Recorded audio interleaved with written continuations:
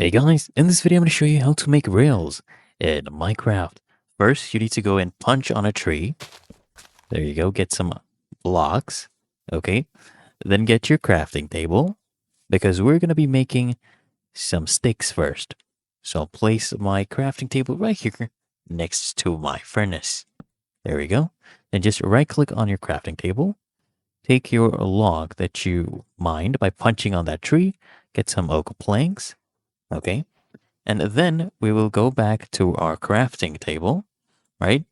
And take these oak planks, place them here in a grid. Okay? One here, next to each other. You can place them anywhere as long as they are together. One here and then one underneath. Okay? Then you get sticks. So all you need to do now is go back to that crafting table and take 6 ingots, place them as such.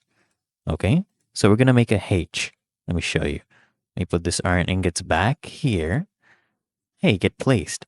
We get a stick and place it here in the middle, and we get 16 rails.